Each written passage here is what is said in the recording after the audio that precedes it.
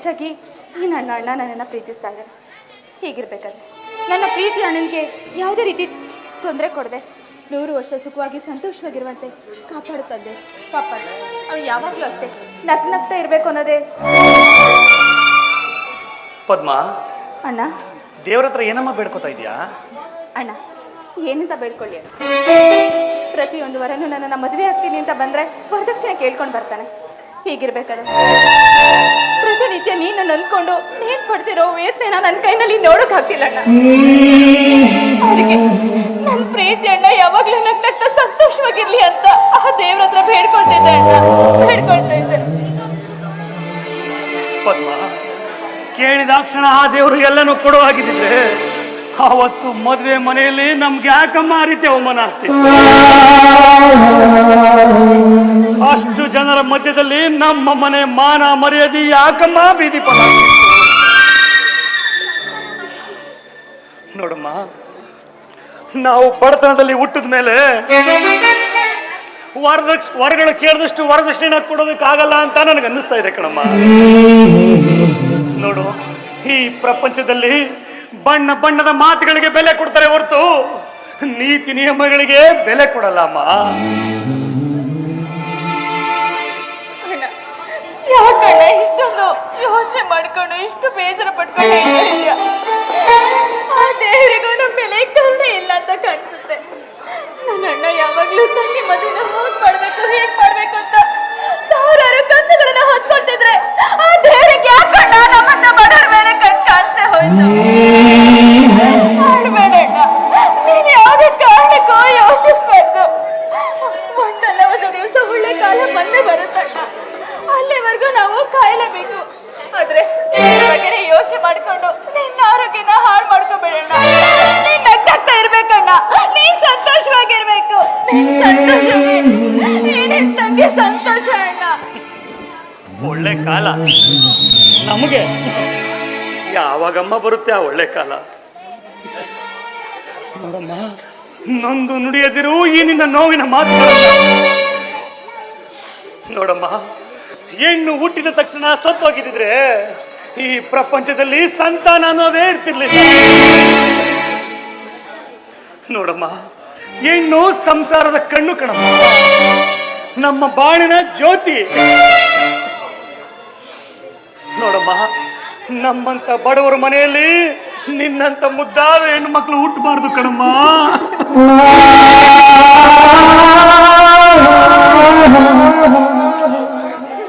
ಈಗಿನ ಪ್ರಪಂಚದಲ್ಲಿ ಹೊರಗಡೆ ಕೇಳಿದಷ್ಟು ವರದಕ್ಷಿಣೆ ಕೊಟ್ಟು ನನ್ನ ಕೈಯಲ್ಲಿ ಮದುವೆ ಮಾಡೋದಕ್ಕೆ ಆಗ್ತಾ ಇಲ್ಲ. ಏನು ಮಾಡದ ಅಸಹಾಯಕನ ಆಗ್ಬಿಟ್ಟಿದ್ದೀನಮ್ಮ ಈ ನಿನ್ನ ಅಣ್ಣ.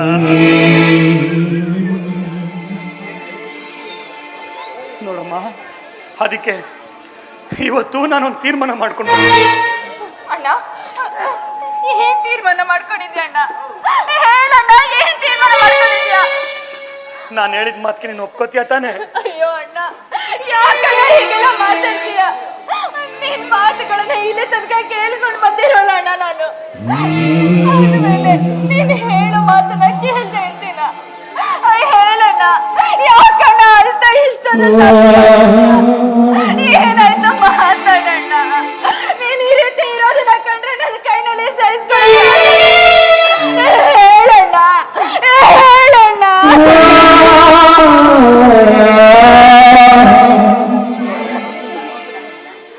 ನನಗೆ ಯಾಕೋ ನಿನ್ನ ಮದುವೆ ನನ್ನ ಕೈಲಿ ಮಾಡೋದಕ್ಕೆ ಆಗಲ್ವೇನೋ ಅಂತ ಅನಿಸ್ತಾ ಇದೆ ಕಣಮ್ಮ. ಅದಕ್ಕೆ ನಾನೊಂದು ನಿರ್ಧಾರ ಮಾಡಿದ್ದೀನಿ, ಅದನ್ನ ನಡೆಸ್ಕೊಡ್ತೀನಿ ಅಂತ ಮೊದಲು ನೀನು ನನಗೆ ಮಾತು ಕೊಡು. ಅಣ್ಣ, ನಿನ್ ತಂಗಿ ಇಲ್ಲಿವರೆಗೂ ನಿನ್ ಮಾತನ್ನ ನಡೆಸ್ಕೊಂಡು ಬಂದಿರೋಳು. ಅದು ಏನೇ ಇದ್ರೂ ಪರವಾಗಿಲ್ಲ ಅಣ್ಣ. ಈ ಪ್ರಪಂಚ ಮುಳುಗಿ ಹೋದ್ರೂ ಪರವಾಗಿಲ್ಲ. ನನ್ನ ಅಣ್ಣನಿಗೆ ಹೇಳಿದಂತ ಮಾತನ್ನ ಖಂಡಿತವಾಗ್ಲೂ ಉಳಿಸ್ಕೊಡ್ತೀನಿ. ಇದು ನಿನ್ನೊಣೆಗೂ ಸತ್ಯ. ಪದ್ಮ, ಅವತ್ತು ಮದುವೆ ಮನೆಯಲ್ಲಿ ಮದುವೆ ನಿಂತೋದಾಗ ನೀನು ಯಾವುದೇ ಕಾರಣಕ್ಕೂ ಆತ್ಮಹತ್ಯೆ ಮಾಡ್ಕೋಬೇಡ ಅಂತ ನಾನೇ ಇದೇ ಕೈಯಿಂದ ನಿನಗೆ ಮಾತು ತಗೊಂಡಿದ್ದೆ. ಆದ್ರೆ ಈಗ ನಾನು ತಗೊಂಡಿರೋ ನಿರ್ಧಾರ ಯಾವುದು ಅಂದ್ರೆ, ಯಾವ್ದಣ್ಣ ಅದು? ನಿನ್ನ ಮದುವೆ ಮಾಡದಿರೋ ಅಸಹಾಯಕನಾಗಿರೋ ನಾನು ನೀನು ಇಬ್ರು ಆತ್ಮಹತ್ಯೆ ಮಾಡ್ಕೊಂಡು ಅಮ್ಮನ ಹತ್ರ ಹೋಗ್ಬಿಡ.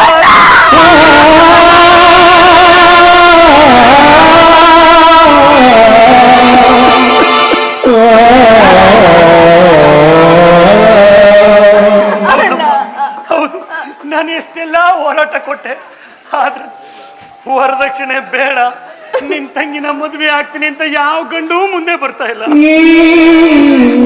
ನೋಡು, ನಾವು ಆತ್ಮಹತ್ಯೆ ಮಾಡ್ಕೊಳ್ಳೋದ್ರಿಂದ ಅಟ್ಲೀಸ್ಟ್ ಒಂದ್ 4 ಜನನಾದ್ರೂ ಬದಲಾಗ್ಲಿ, ಈ ಪ್ರಪಂಚಕ್ಕೆ ನಮ್ಮಿಂದ ಒಳ್ಳೆ ಸಂದೇಶನಾದ್ರೂ ಸಿಗ್ಲಿ. ನೋಡಮ್ಮ, ಹಾಗಲ್ಲ, ಈ ಕೆಟ್ಟ ಪ್ರಪಂಚದಲ್ಲಿ ನಾವಿನ್ನ ಜೀವನ ಮಾಡೋದಕ್ಕಾಗಲ್ಲ ಅಮ್ಮ, ಆಗಲ್ಲ. ಅದಕ್ಕೆ ಇಬ್ರು ಆತ್ಮಹತ್ಯೆ ಮಾಡ್ಕೊಳ್ಳೋಣ ಅಂತ ವಿಷ ತಗೊಂಡು ಬಂದಿದ್ದೀನಿ. ಅಣ್ಣ, ಇಷ್ಟಕ್ಕೆ ಯಾಕಣ್ಣ ಇಷ್ಟೊಂದು ನೊಂದ್ಕೊಂಡು ಹೇಳ್ತೀಯ? ಇವಳು ನಿನ್ ತಂಗಿ ತಾನೆ, ಇವಳನ್ನ ಸಾಯಿಸೋದು ಸಾಕೋದು ಎಲ್ಲ ನನ್ನ ಕೈನಲ್ಲೇ ಇದೆ.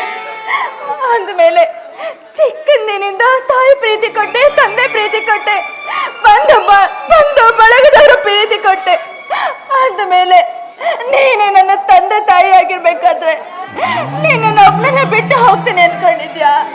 ಇಲ್ಲ, ನೀನು ಮಾತಿನಂತೆ ನಾವಿಬ್ರು ಸಾಯೋಣ ಅಣ್ಣ, ಇಬ್ರು ಸಾಯೋಣ. ಈ ಪ್ರಪಂಚದಲ್ಲಿ ವರದಕ್ಷಿಣೆಗಾಗಿ ಸಾಯ್ತಾರೋ ಈ ಪ್ರಪಂಚ. ನಮ್ಮಂತ ಬಡವರು ಈ ಭೂಮಿ ಮೇಲೆ ಇರ್ಬಾರ್ದಣ್ಣ, ಇರ್ಬಾರ್ದು. ಅದಕ್ಕೆ ಈ ಲೋಕದ ಬಿಟ್ಟು ದೂರ ಹೊರಟೋಗೋಣ.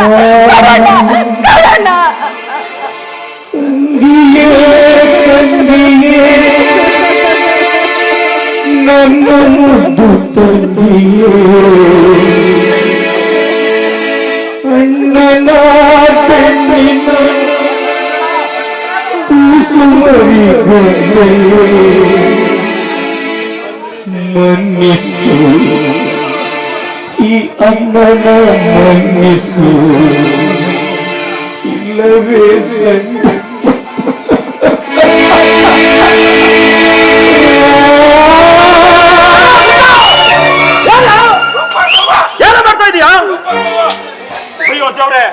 ನಾನೇನೋ 5 ನಿಮಿಷ ಬಂದಿರಾದ್ರೆ ಎಂತ ಅನಾಹುತ.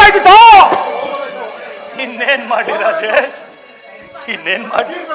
ನನ್ನ ಪರಿಸ್ಥಿತಿ ಏನು ಅಂತ ಗೊತ್ತಾದ್ರೆ ಅದನ್ನ ನೀನೇ ಅರ್ಥ ಮಾಡ್ಕೋತೀನಿ. ಅದ್ ಸರಿ ಕಣ, ನಾನು ನಿನ್ನ ಸುಮಾರು ಸರಿ ಮನೆಗೆ ಬಾ ಅಂತ ಕರೆದಿದ್ದೀನಿ. ಇವತ್ತೇನು ನನ್ನ ಜೀವ ಉಳಿಸೋದಕ್ಕೆ ಮನೆಗೆ ಬಂದ? ಇಲ್ಲ ಕಣೋ, ಆ ದೇವರೇ ನನಗೆ ಇಲ್ಲಿ ಕಳ್ಸಿಕೊಟ್ಟ ಅಂತ ಕಾಣಿಸ್ತದೆ, ಅದಕ್ಕೆ ಬಂದೆ ಕಣೋ. ಹೊತ್ತು ಮದುವೆ ಮನೇಲಿ ನಿನ್ ತಂಗಿ ಮದುವೆ ನಿಂತೋದು ನನಗೆ ತುಂಬಾ ಬೇಸರ ಆಯ್ತು ಕಣೋ. ಆ ದೇವ್ರಿಗೆ ಕಣ್ಣಿಲ್ಲ ಕಣೋ, ನಮ್ಮಂತ ಕಷ್ಟಜೀವಿಗಳಿಗೆ ಕಷ್ಟ ಕೊಡೋದು ಕಣೋ, ಬೇಜಾರು ಮಾಡ್ಕೋಬೇಡ ಕಣೋ. ಮತ್ತು ಏನ್ ಮಾಡೋದು ರಾಜೇಶ್, ಏನ್ ಮಾಡೋದು? ಬಡತನದ ಬವಣೆಯಲ್ಲಿ ಸಿಕ್ಕಿರುವ ನಾವು ನೊಂದು ಬೆಂದೋಗಿದ್ದೀವಿ ಕಣೋ. ನಾವು ನಿರ್ಜೀವ ಸಾವುಗಳ ರೀತಿ ಜೀವನ ಮಾಡ್ತಾ ಇದ್ದೀವಿ. ಅವತ್ತು ಮದುವೆ ಮನೆಯಲ್ಲಿ ಆದಂತ ಅವಮಾನ ನೆನ್ಸ್ಕೊಂಡ್ರೆ ನಮ್ಮಂತ ಬಡವರು ಭೂಮಿ ಮೇಲೆ ಬದುಕಿರ್ಬಾರ್ದು ರಾಜೇಶ್, ಬದುಕಿರ್ಬಾರ್ದು. ಸಮಾಧಾನ ಮಾಡ್ಕೊಳ್ಳೋ. ಗೊತ್ತು ಎಂತ ಸ್ವಾಭಿಮಾನಿಯ ನೀನು. ಅಲ್ಲ ಕಣೋ, ಒಂದು ಫೋನ್ ಮಾಡಿ ನನಗೆ ಸ್ವಲ್ಪ ಹಣ ಕೊಡು, ನಾನು ಸಹಾಯ ಕೇಳಿದ್ರೆ ನಾನು ಕೊಡ್ತೀನಿ. ನಾನು ಯಾಕೋ ಈ ತರ ತಪ್ಪು ಮಾಡಿದೆ, ತಪ್ಪು ಮಾಡ್ಬಿಟ್ಟೆ ಕಣ ನೀನು. ಏ ರಾಜೇಶ್, ಈಗ ನೀನು ಮಾಡಿರೋ ಸಹಾಯನೇ ನನ್ನಿಂದ ತೀರ್ಸೋದಕ್ಕಾಗ್ತಾ ಇಲ್ಲ. ನೀನು ಮಾಡಿರೋ ಸಹಾಯನೇ ಬೆಟ್ಟದಷ್ಟೇ. ಅಂಥದ್ರಲ್ಲಿ ಮತ್ತೆ ನಿನ್ನಿಂದ ಸಹಾಯ ಮಾಡಿಕೊಂಡು ನಿನಗೆ ತೊಂದರೆ ಕೊಡೋದು ಬೇಡ ಅಂತ ಅನ್ಕೊಂಡೆ. ಅದು ಅಲ್ಲದೆ ಈ ನನ್ನ ತಂಗಿ ಮದುವೆನ ನನ್ನ ಸ್ವಂತ ದುಡಿಮೆಯಿಂದ ಮಾಡೋಣ ಅಂತ ತುಂಬಾ ಪ್ರಯತ್ನ ಪಟ್ಟೆ. ಆದ್ರೆ ಆ ಭಗವಂತ ಅದಕ್ಕೂ ಕಲ್ಲಾಕ್ಬಿಟ್ಟ. ಏ ಮುತ್ತು, ಕೈ ಕೊಡ. ನೀ ತಪ್ಪು ತಿಳ್ಕೊಂಡಿಲ್ಲ ಅಂದ್ರೆ ನಿನ್ ತಂಗಿನ ನಾನು ಮದುವೆ ಮಾಡ್ಕೊತೀನಿ ಕಣ. ಏನ್ ಹೇಳ್ತಾ ಇದೀಯ ರಾಜೇಶ್? ನೀನು ನನ್ನ ತಂಗಿ ಮದುವೆ ಮಾಡ? ಯಾಕೋ ಆ ಯೋಗ್ಯತೆ ನನ್ನಲ್ಲಿಲ್ವೇನೋ? ಏಯ್, ಯಾಕೋ ಹಂಗಂತೀಯ? ನೀನ್ ಹೇಳಿದ ಮಾತಿಂದ ನನಗೆ ಮರುಭೂಮಿಲಿ ನೀರು ಸಿಕ್ತಷ್ಟು. ಆದ್ರೆ ನೀನು ಕೇಳಿದಷ್ಟು ವರದಕ್ಷಿಣೆ ಕೊಡೋ ಯೋಗ್ಯತೆ ಇಲ್ಲ ಕಣೋ. ಹುಚ್ಚೋ ಬಾಯ, ವರದಕ್ಷಿಣೆ ತಗೊಂಡು ಎಷ್ಟು ಜನ ಚೆನ್ನಾಗಿದ್ದಾರೋ. ಏಯ್, ನೀ ಕೊಡೋ ವರದಕ್ಷಿಣೆಯಿಂದ ನಾನು ಮಾರ್ಕೋದಿಲ್ಲ ಕಣೋ. ಮಾರ್ಕೋದಿಲ್ಲ. ರಾಜೇಶ್, ಎಂತ ಮಾನವೀಯ ಗುಣ ಇದೆಯೋ ನಿನ್ನಲ್ಲಿ. ನಿನ್ನನ್ನು ನನ್ನ ಸ್ನೇಹಿತ ಅಂತ ಹೇಳ್ಕೊಳ್ಳೋದಕ್ಕೆ ಹೆಮ್ಮೆ ಆಗುತ್ತೆ ರಾಜೇಶ್, ಹೆಮ್ಮೆ ಆಗುತ್ತೆ. ನೀನ್ ಹೋಗ್ತೇನಲ್ಲ ಇವಾಗ. ನೋಡು, ಈ ನಿನ್ನ ಉಪಕಾರನ ನಾನು ಯಾವತ್ತೂ ಮರೆಯಲ್ಲ ರಾಜೇಶ್, ಯಾವತ್ತೂ ಮರೆಯಲ್ಲ. ಇದರಲ್ಲಿ ಉಪಕಾರದ ಮಾತೇನೋ ಬಂತು, ಇದ್ರಲ್ಲಿ ನಂದು ಸ್ವಾರ್ಥ ಇದೆ ಕಣ. ಯಾಕೆ ಅಂದ್ರೆ ನಿನ್ನ ತಂಗಿ ಗುಣವಂತೆ ಸುಂದರವಂತೆ, ಅದಕ್ಕೆ ನಾನು ಇಷ್ಟಪಟ್ಟಿದ್ದೀನಿ. ನೀವು ಅಂದ್ರೆ ಮನೆ ಬಗ್ಗಿಸ್ಕೊತೀನಿ ಕಣ.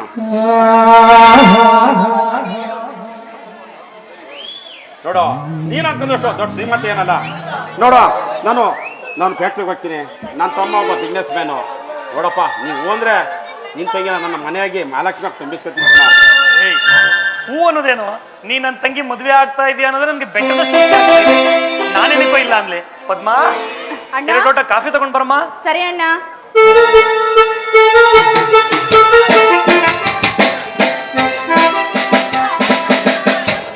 ರಾಜೇಶ್, ಇವಳೆ ಕಣ ನನ್ನ ತಂಗಿ ಪದ್ಮಾ. ನಾನೇ ನೋಡಿಲ್ವೇನೋ, ಚಿಕ್ಕದಿಂದ ನೋಡಿದೀನಿ ಕಣೋ. ನನಗ್ಯಾಕೋ ಪರಿಚಯ ಮಾಡ್ಕೊಡ್ತೀಯಾ? ತಂಗಿ, ನಾನು ಯಾವಾಗಲೂ ಹೇಳ್ತೀನಲ್ಲ ನನ್ನ ಸ್ನೇಹಿತ ರಾಜೇಶ್ ಅಂತ, ಇವನೇ ಕಣಮ್ಮ. ಮತ್ತು ನಿನ್ನ ತಂಗಿನ ಎಲ್ಲಿ ಗಂಟೆ ಓದಿಸಿದೆಯೋ? ನಿನಗೆ ಗೊತ್ತಲ್ವಾ ನನ್ನ ಪರಿಸ್ಥಿತಿ. ನಾನು ಸಂಪಾದನೆ ಮಾಡಿದ್ದು ಬಟ್ಟೆಗೆ ಸಾಕಾದ್ರೆ ಹೊಟ್ಟೆಗೆ ಸಾಕಾಗ್ತಿರ್ಲಿಲ್ಲ, ಹೊಟ್ಟೆಗೆ ಸಾಕಾದ್ರೆ ಬಟ್ಟೆಗೆ ಸಾಕಾಗ್ತಿರ್ಲಿಲ್ಲ. ಹಾಗಾಗಿ ಅವಳನ್ನು SLC ತನಕ ಮಾತ್ರ ಓದ್ಸೋಕ್ಕಾಗಿದ್ದು. ನಾನು ಆಗೋ ಈಗೋ ಡಿಗ್ರಿನ ಕಂಪ್ಲೀಟ್ ಮಾಡಿದೆ. ನಿನಗೆ ಗೊತ್ತಿದೆಯಲ್ಲೋ, ಕಾಲೇಜಲ್ಲಿ ಕೇಳಿದಷ್ಟು ಡೊನೇಷನ್ ಕೊಡುವಷ್ಟು ಯೋಗ್ಯತೆ ನನ್ನಲ್ಲಿಲ್ಲ.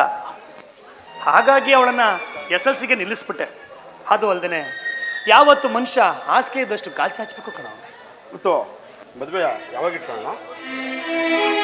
ನೋಡೋ, ಸಡನ್ನಾಗಿ ಮದುವೆ ಅಂದರೆ ನನಗೂ ಸ್ವಲ್ಪ ಹಿಂಸೆ ಆಗುತ್ತೆ. ಯಾಕೆ ಅಂದರೆ ನಾನು ದುಡ್ಡು ಕಾಸೆಲ್ಲ ಸ್ವಲ್ಪ ಹೊಂಚ್ಕೋಬೇಕಲ್ವಾ.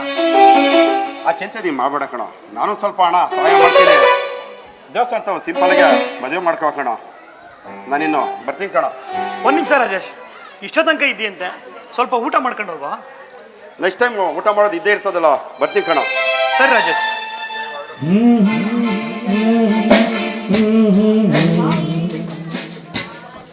ಪದ್ಮಾ, ಅಣ್ಣ, ನಾನು ನಿನ್ನನ್ನು ಕೇಳಿದೆ, ಒಂದು ನಿರ್ಧಾರ ಮಾಡಿದ್ದೀನಮ್ಮ. ಏನಣ್ಣ ಅದು? ಈಗ ಹೋದ್ನಲ್ಲಮ್ಮ ನನ್ನ ಸ್ನೇಹಿತ ರಾಜೇಶ್ ಅಂತ, ಅವನಿಗೆ ನಿನ್ನನ್ನು ಕೊಟ್ಟು ಮದುವೆ ಮಾಡೋಣ ಅಂತ ಅನ್ಕೊಂಡಿದ್ದೀನಿ. ಅದು ಅಲ್ಲದೆ ನಿನ್ನನ್ನು ಒಂದು ಮಾತು ಕೇಳದೆ ಕೂಡ ಅವನಿಗೆ ಮಾತು ಕೊಟ್ಬಿಟ್ಟಿದ್ದೀನಿ. ಇದಕ್ಕೆ ನೀನೇನಂತೀಯಮ್ಮ? ಅಣ್ಣ, ಇದರಲ್ಲಿ ನನ್ನ ಮಾತು ಏನು ಬಂತ? ಅಣ್ಣನ ಮಾತನ್ನ ಮೀರ್ದವಳಲ್ಲ ನಾನು. ಹೀಗಿರ್ಬೇಕಾದ್ರೆ ನಿಜ ಹೇಳೋಣ, ಇಂದು ಇವರು ನನ್ನನ್ನು ಮದುವೆ ಆಗೋದಕ್ಕೆ ಒಪ್ಕೊಂಡಿರ್ಬೋದು, ಆದ್ರೆ ನಾಳೆ ಇವರು ಕೂಡ ವರದಕ್ಷಿಣೆ ಕಿರುಕುಳ ಕೊಡಲ್ಲ, ವರದಕ್ಷಿಣೆ ಕೇಳಲ್ಲ ಅನ್ನೋದಕ್ಕೆ ಏನಣ್ಣ ಕಾರಣ ಇದೆ? ನೋಡಮ್ಮ, ಇವನು ನನ್ನ ಪ್ರಾಣ ಸ್ನೇಹಿತ. ಇವನನ್ನು ನಾನು ಚಿಕ್ಕ ವಯಸ್ಸಿಂದ ನೋಡಿದ್ದೀನಿ, ಅವನ ಜೊತೆಲೆ ಆಡಿ ಬೆಳೆದಿದ್ದೀನಿ. ಅವನ ಗುಣ ನಡತೆ ಎಂಥದ್ದು ಅಂತ ನನಗೆ ತುಂಬ ಚೆನ್ನಾಗಿ ಗೊತ್ತಮ್ಮ. ಅಣ್ಣ, ಅದೆಲ್ಲ ನೀವು ಸ್ನೇಹಿತರಾಗಿದ್ದಾಗ ಇರ್ಬೋದು ಅಣ್ಣ. ಸ್ನೇಹಿತರ ನಡುವೆ ಭಿನ್ನಾಭಿಪ್ರಾಯ ಬರ್ಬೋದು ಅಂತ ಅವ್ರ ಭಾವನೆಗಳನ್ನ ನಿನ್ನ ಹತ್ರ ಅಷ್ಟೇ ಹೇಳ್ಕೋಬಹುದು. ಆದ್ರೆ ನಿನ್ನ ಹತ್ರ ಹೇಳ್ಕೊಳ್ಳೋಕ್ಕಾಗದಿರೋದನ್ನ ನಾಳೆ ನಾನು ಅವ್ರ ಮನೆಗೆ ಹೋಗಿ ಸೇರ್ಕೊಂಡಾಗ ನೀವು ಬಡವರು, ನಿಮ್ಮಲ್ಲಿ ನಮ್ಗೆ ಅಂತ ಏನು ಕೊಟ್ಟಿಲ್ಲ, ನನಗೆ ವರದಕ್ಷಿಣೆ ತಂದ್ಕೊಡು ಅಂತ ಹೇಳಿದ್ರೆ ನಾನಾಗ ಏನನ್ನ ಮಾಡ್ಲಿ? ಸರಿಯಾಗಿ ಯೋಚನೆ ಮಾಡಿ ನಿರ್ಧಾರ ಇದಲ್ಲಾದ್ರೂ ತಗೊಳ್ಳೋಣ. ನೋಡಮ್ಮ, ನನ್ನ ಸ್ನೇಹಿತ ಎಷ್ಟೇ ಶ್ರೀಮಂತನಾದರೂ ಅವನಲ್ಲಿ ಇರುವಂಥ ಗುಣಗಳು ಎಂಥದ್ದು ಅಂತ ನನಗೆ ತುಂಬ ಚೆನ್ನಾಗಿ ಗೊತ್ತಮ್ಮ. ಅವನು ಲಕ್ಷಾಂತರ ರೂಪಾಯಿ ಸಂಪಾದನೆ ಮಾಡಿ ಕಳೆದು ಬಿಟ್ಟಿದ್ದಾನೆ. ಅವನು ಸಂಪಾದನೆ ಮಾಡಿರೋ ಹಣನ ಉಳಿಸ್ಕೊಂಡಿದ್ದರೆ ಒಂದು ಬೀದಿನ ಉದ್ಧಾರಣೆ ಮಾಡ್ಬೋದಾಗಿತ್ತು. ನಿನ್ನನ್ನು ಹಳ್ಳಿಗೆ ಮದುವೆ ಮಾಡ್ಕೊಡ್ತೀನಿ ಅಂತ ನೀನೇನು ಬೇಜಾರು ಮಾಡ್ಕೋಬೇಡ ಕಣಮ್ಮ. ಬೆಳಿಗ್ಗೆ ಎದ್ರೆ ಅವನೇ ಗದ್ದೆ ಹತ್ರ ಹೋಗಲ್ಲ, ಅಂಥದ್ರಲ್ಲಿ ನಿನ್ನನ್ನು ಗದ್ದೆ ಹತ್ರ ಕಳಿಸ್ತಾನ? ಖಂಡಿತ ಇಲ್ಲಮ್ಮ. ಅದೆಲ್ಲ ಗೊತ್ತಿದೆ ಅಣ್ಣ, ಆದ್ರೆ ಇದನ್ನೆಲ್ಲ ಕೊಂಚ ಯೋಚನೆ ಮಾಡಿ ನಿರ್ಧಾರ ತಗೊಂಡ್ರೆ ಚೆನ್ನಾಗಿರುತ್ತೆ ಅಂತ ಹೇಳ್ದೆ ಅಷ್ಟೇ. ದಯವಿಟ್ಟು ಬೇಜಾರು ಮಾಡ್ಕೋಬೇಡ ಅಣ್ಣ. ನೋಡಮ್ಮ, ಹಿಂದೆ ನಡೆದದನ್ನ ಹೀಗೆ ನಡೆದಿದೆ ಅಂತ ಹೇಳ್ಬೋದು, ಮುಂದೆ ನಡೆಯೋದನ್ನ ಹೇಗೆ ನಡೆಯುತ್ತೆ ಅಂತ ಹೇಳಕ್ಕಾಗುತ್ತೆ? ನೀನು ಅವನ್ನ ಮದುವೆ ಆದ್ರೆ ನಿನಗೆ ಅತ್ತೆ ಮಾವನ ಕಾಟನೂ ಕೂಡ ಆರಾಮಾಗಿರ್ಬೋದು. ಅಣ್ಣ, ನೀನ್ ಇಷ್ಟೆಲ್ಲ ಹೇಳಿದ್ಯಾ ಅಂದ್ಮೇಲೆ ನಿನ್ ಸಂತೋಷಕ್ಕಿಂತ ನನ್ನ ಸಂತೋಷ ಬೇರೆ. ನಿನ್ನ ಸಂತೋಷನೇ ನನ್ನ ಸಂತೋಷ. ನೋಡಮ್ಮ, ಕೊನೆಗೂ ನೀನು ಮದುವೆಗೆ ಇಷ್ಟನೋ ಇಲ್ವೋ ಅಂತ ಹೇಳಿಲ್ಲಮ್ಮ. ಈಗಲಾದ್ರೂ ಹೇಳು, ಮದುವೆಗೆ ಒಪ್ಗೆನಾ? ಹೌದಣ್ಣ, ನನಗೆ ಸಂಪೂರ್ಣವಾಗಿ ಒಪ್ಪಿಗೆ ಇದೆ. ಏ ಕಳ್ಳಿ, ಮನ್ಸಲ್ಲೇ ಒಪ್ಪಿಗೆ ಇಟ್ಕೊಂಡು ನನ್ನ ಇಷ್ಟೊಂದು ಸತಾಯಿಸ್ಬಿಟ್ಟಲ್ಲ ನೀನು. ಇರ್ಲಿ ಬಿಡಮ್ಮ, ಮದುವೆ ಆಗಿ ಹೋಗುವಂತ ಹುಡುಗಿ ನೀನು. ಗಂಡನ ಮನೆ ಹೇಗಿದೆ ಅಂತ ಕೇಳೋ ಸ್ವತಂತ್ರ ನಿನಗಿದೆ. ಹಾಗಾಗಿ ನಾನೇ ಅದಕ್ಕೆ ಬೇಜಾರು ಮಾಡ್ಕೊಳ್ಳಿ. ನೀನು ಯಾವಾಗಲೂ ಇದೇ ರೀತಿ ನಗ್ನಗ್ತಾ ಖುಷಿಯಾಗಿರ್ಬೇಕು ಕಣಮ್ಮ. ಅಣ್ಣ, ಇದೇ ಸಂತೋಷದಲ್ಲಿ ನಾನು ಯಾವಾಗಲೂ ನಗ್ನಗ್ತಾನೆ ಇರ್ತೀನಿ. ಆದರೆ ಅದೇ ಚಿಕ್ಕದಲ್ಲಿ ನೀನು ನನಗೋಸ್ಕರ ಹಾಡ್ತಿದ್ಯಲ್ಲ, ಆ ಹಾಡನ್ನ ಈ ತಂಗಿಗೋಸ್ಕರ ಒಂದೇ ಒಂದು ಸಲ ಹಾಡ್ತೀಯಾ? ತಂಗಿ, ನೀನು ಕೇಳೋದೆಚ್ಚೋ ನಾನು ಆಡೋದೆಚ್ಚೋ, ಖಂಡಿತ ಆಡ್ತೀನಮ್ಮ. ಸರಿ ಅಣ್ಣ.